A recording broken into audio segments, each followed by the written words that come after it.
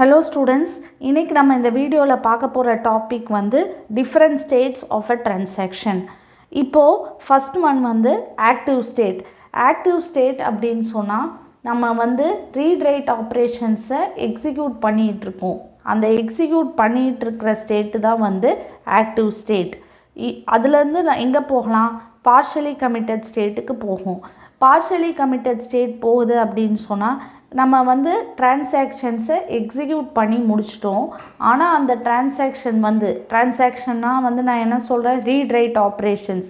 அந்த read write ஆப்ரேஷன்ஸை நான் execute பண்ணி முடிச்சிட்டேன். பட் அது வந்து எங்கே இருக்குது? லோக்கல் பஃபர் அல்லது மெயின் மெமரியில் இருக்குது. அதுதான் வந்து பார்ஷியலி கமிட்டட் ஸ்டேட்.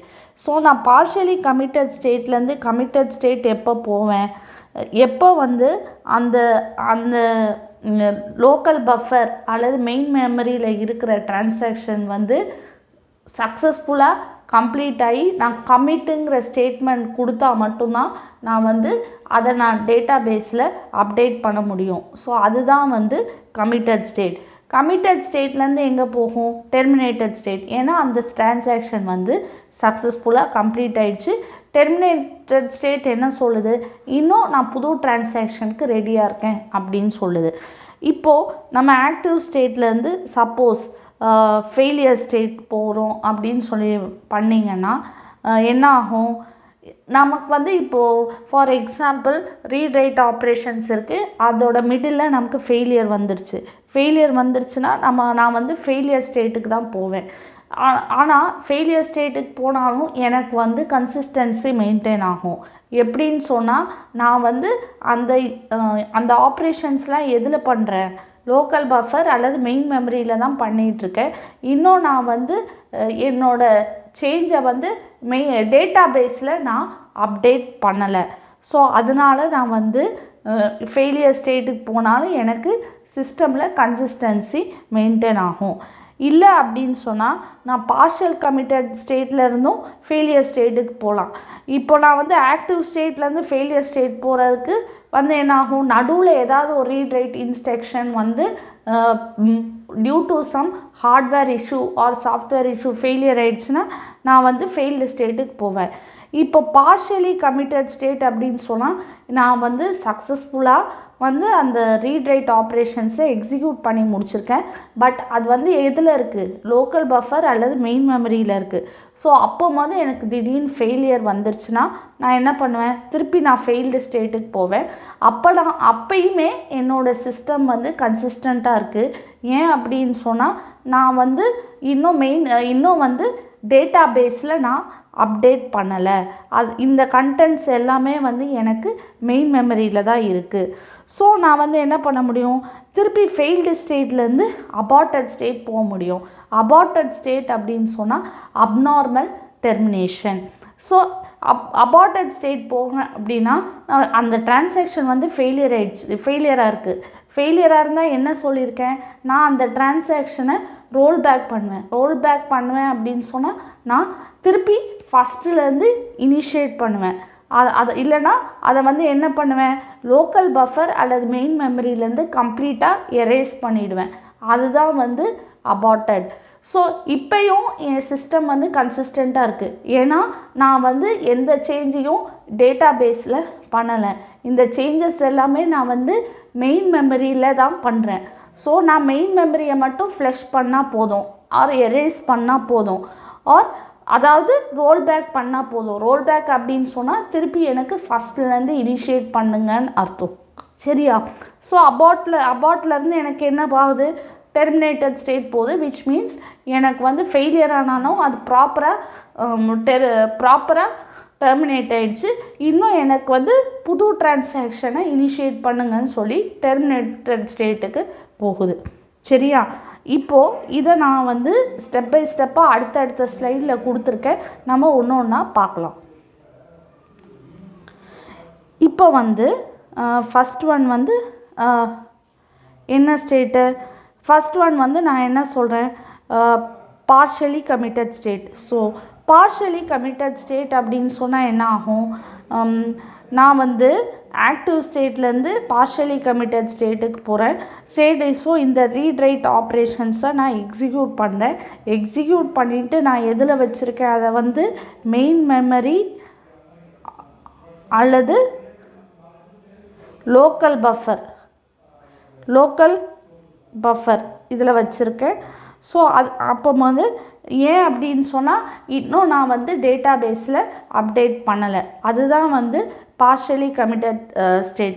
ஸோ இப்போ இந்த டிரான்சாக்ஷன் பார்த்தீங்க அப்படின்னு சொன்னால் ஏ வந்து பிக்கு அமௌண்ட் ட்ரான்ஸ்ஃபர் பண்ண சொல்லுது. இப்போ ஏல அப்போமா நான் என்ன பண்ணோம், ஏல எவ்வளோ இருக்குதுன்னு நான் பார்க்கணும். எனக்கு அக்கௌண்ட்டில் 3000 இருக்குது. ஸோ அதில் வந்து நான் வந்து பிக்கு வந்து ஒரு 1000 rupees ட்ரான்ஸ்ஃபர் பண்ண போகிறேன்னா திருப்பி எனக்கு ஏல என்ன இருக்கும், ஸோ எனக்கு 1000 மைனஸ் ஆகும். திருப்பி நான் அதை வந்து ரைட் பண்ணிடுறேன். ஸோ இப்போ ஏவோட வேல்யூ என்னது 2000. அதுக்கப்புறம் பியோட வேல்யூவை ரீட் பண்ணுறேன். பியோட வேல்யூ 500.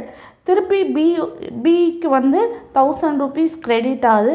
அந்த வேல்யூவை பிக்கு ரைட் பண்ணுறேன். ஸோ எனக்கு இப்போ இப்போ புதுசாக வந்த வேல்யூ என்னது, புதுசாக வந்த வேல்யூ வந்து ஏ equal to 2000, B equal to 1500. சரியா? ஸோ இந்த சேஞ்சஸ் எதுவுமே நான் டேட்டா பேஸில் அப்டேட் பண்ணல. அதுதான் வந்து அதை தான் நான் வந்து ஹார்ட் டிஸ்க் ட்ரைவ்னு சொல்கிறேன். ஸோ அது பழைய வேல்யூஸில் தான் இருக்குது. சரியா? இதுதான் வந்து பார்ஷியலி கமிட்டட் ஸ்டேட். இப்போ ஆக்டிவ் ஸ்டேட் அப்படின்னா என்னென்னா, இப்போ ஒரு டிரான்சாக்ஷன் வந்து நம்ம எக்ஸிக்யூட் பண்ணிக்கிட்டு இருக்கோம் இல்லையா, அதுதான் வந்து ஆக்டிவ் ஸ்டேட். ஸோ அதுதான் ஆக்டிவ் ஸ்டேட். இப்போது அதுக்கப்புறம் ஆக்டிவ் ஸ்டேட்லேருந்து அது எங்கே போகலாம், ஒன்று பார்ஷியலி கமிட்டட் ஸ்டேட் பார்த்தாச்சு, இன்னொன்று ஃபெயிலியர் ஸ்டேட்.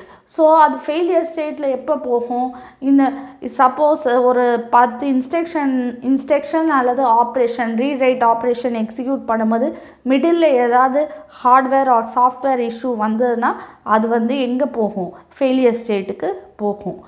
சரியா? இப்போது committed state. So partially committed ஸ்டேட்லேருந்து அது எங்கே வரணும், கமிட்டட் ஸ்டேட்டுக்கு வரணும்.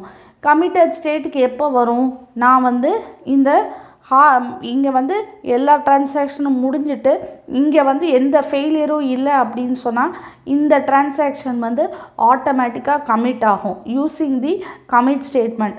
அப்போது இது ஹார்ட் டிஸ்க் ட்ரைவ்னா என்ன சொல்கிறேன், இது டேட்டா பேஸில் எப்படி அப்டேட் ஆகும் அப்படின்னு சொன்னால் எனக்கு இப்போது நியூ வேல்யூ அப்டேட் ஆகும். ஏயோட வேல்யூ வந்து 2000, பியோட வேல்யூ வந்து 1500. சரியா? இப்போது கமிட்டட் ஸ்டேட் வந்து the changes made in the main memory local buffer are updated in the database. இதுதான் வந்து நம்ம முக்கியம். After giving commit upon successful completion of read write operations. இந்த கமிட்டுங்கிற கீவேர்டு வந்து நம்ம கொடுக்கணும்னு அவசியம் இல்லை. இது அதாவது பார்ஷியலி கமிட்டட் ஸ்டேட்லேருந்து எந்த ஃபெயிலியருக்கும் போகாமல் இருந்தால் ஆட்டோமேட்டிக்காக அது வந்து it is up to the database or transaction manager, he will take care of it. So இதை ஆட்டோமேட்டிக்காக ப்ரோக்ராம் பண்ணியிருப்பாங்க. நமக்கு இந்த கமிட் ஸ்டேட்மெண்ட் வச்சு எந்த இதுவும் கிடையாது. பட் ஃபார் அண்டர்ஸ்டாண்டிங் பர்பஸ் தான் வந்து நான் சொல்கிறேன், commit after giving commit upon successful completion of read write operation. So இப்போ நம்ம வந்து ஒரு டிக்கெட் புக் பண்ணுறோம் அப்படின்னு சொன்னால், ஒரு பஸ் டிக்கெட் புக் பண்ணும்போது என்ன ஆகுது, நம்ம வந்து டிரான்சாக்ஷன் சக்ஸஸ்ஃபுல்னு வந்தால் அது ஆட்டோமேட்டிக்காக கமிட் ஆகி எங்கே போகுது, டேட்டா பேஸில் அப்டேட் ஆகுது. நம்மளோட பிஎன்ஆர் நம்பரோட நம்மளோட டீட்டெயில்ஸ் வச்சு அப்டேட் ஆகுது. அதுதான் வந்து கமிட்டட் ஸ்டேட். அதுக்கப்புறம் partially committed to failed state. So இன்னும் failed state. So failed state எப்போ வரும், சப்போஸ் எனக்கு அது எல்லாமே ரீட் ரைட் ஆப்ரேஷன்ஸ் முடிஞ்சிருச்சு, ஆனால் வந்து சக்ஸஸ்ஃபுல்லாக முடிஞ்சிருச்சு, ஆனால் அது டேட்டா பேஸ்க்கு அப்டேட் பண்ணுறதுக்கு முன்னாடி எனக்கு நடுவில் ஏதாவது ஃபெயிலியர் ஆயிடுச்சு அப்படின்னு சொன்னால் அந்த ஸ்டேட் வந்து என்னாகும், பார்ஷியலி கமிட்டட் ஸ்டேட்லேருந்து ஃபெயில்டு ஸ்டேட்டுக்கு போகும். சரியா? இப்போ failed state to aborted state. Failed state to aborted ஸ்டேட்னால் என்ன, நம்ம வந்து என்ன பண்ணணும் அப்படின்னா, அதை நமக்கு அது ஃபெயிலியர்னு தெரிஞ்சு போச்சுன்னா நம்ம டிரான்சாக்ஷன் பொறுத்த வரைக்கும் நான் அவங்கக்கிட்ட என்ன சொல்லியிருக்கேன், ஒரு தடவை ஒரு டிரான்சாக்ஷன் ஃபெயில் ஆயிடுச்சுன்னா அது கம்ப்ளீட்டாக ஃபெயில் ஆகணும், சக்ஸஸ் ஆச்சுன்னா கம்ப்ளீட்டாக சக்ஸஸ் ஆகணும்.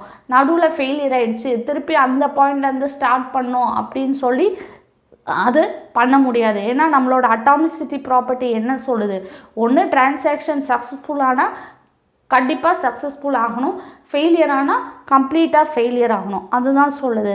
அதனால் நம்ம அபார்ட்டட் ஸ்டேட்டில் என்ன பண்ணுவோன்னா அந்த டிரான்சாக்ஷனை ஃபெயில்டான டிரான்சாக்ஷனை ரோல் பேக் பண்ணுவோம். ரோல் பேக் அப்படின்னு சொன்னால் ரீஸ்டார்ட் பண்ணுவோம், பிகினிங்லேருந்து எனக்கு இது பண்ணுங்கள். இது சிம்பிள் வேர்ட்ஸில் அண்டர்ஸ்டாண்ட் பண்ணணும் அப்படின்னு சொன்னால் நம்ம மெயின் மெமரி அல்லது லோக்கல் பஃபரில் இருக்கிற கண்டென்ட்டை எரேஸ் பண்ணுவோம். சோஃபார் நடந்திருக்கிற டிரான்சாக்ஷன்ஸை நம்ம எரேஸ் பண்ணுவோம். அதுதான் ரோல் பேக். அதுதான் failed state to aborted state. Aborted means abnormal termination. திருப்பி நம்ம எரேஸ் பண்ணியாச்சு, பண்ண பிறகு அது எங்கே போகும், திருப்பி அது டெர்மினேட்டட் ஸ்டேட்டுக்கு தான் போகும். ஏன் டெர்மினேட்டட் ஸ்டேட்டுக்கு போகுது, டெர்மினேட்டட் ஸ்டேட்டில் என்ன ஆகுது, இங்கே போட்டிருப்பேன் நான். டெர்மினேட்டட் ஸ்டேட்டில் என்ன ஆகுது அப்படின்னு சொன்னால் திருப்பி எனக்கு அந்த சக்ஸஸ்ஃபுல் டிரான்சாக்ஷன் ஃபெயிலியர் ஆகிடுச்சு. ஸோ டெர்மினேட் பண்ணிவிட்டு எனக்கு புதுசாக ஸ்டார்ட் பண்ணுங்கன்னு சொல்கிறது தான் டெர்மினேட்டட் ஸ்டேட். சரியா? இப்போ இந்த ஒரு பாயிண்ட் நம்ம ரிமெம்பர் பண்ணோம். டேட்டாபேஸ் இப்போயும் நமக்கு கன்சிஸ்டன்ட் ஸ்டேட்டில் தான் இருக்குது. ஏன் அப்படின்னு சொன்னால் டிரான்சாக்ஷன் சக்ஸஸ்ஃபுல்லாக இருந்தாலும் சரி ஃபெயிலியராக இருந்தாலும் சரி நமக்கு அது கன்சிஸ்டண்ட்டாக இருக்குது. ஏன்னா சக்ஸஸ்ஃபுல்லாக இருந்தால் மட்டும்தான் அது கமிட் ஆகி டேட்டாபேஸில் அப்டேட் ஆகுது. நடுவில் ஏதாவது ஃபெயிலியர் ஆகிடுச்சு அப்படின்னு சொன்னால் அது மெயின் மெமரி அல்லது லோக்கல் பஃபரில் இருக்கிறதுனால நம்ம டேட்டாபேஸில் போய் அப்டேட் பண்ண போகிறதில்ல. அதனால் டேட்டாபேஸ் கன்சிஸ்டண்ட்டாக இருக்குது த்ரூ அவுட் தி ப்ராசஸ். சரியா?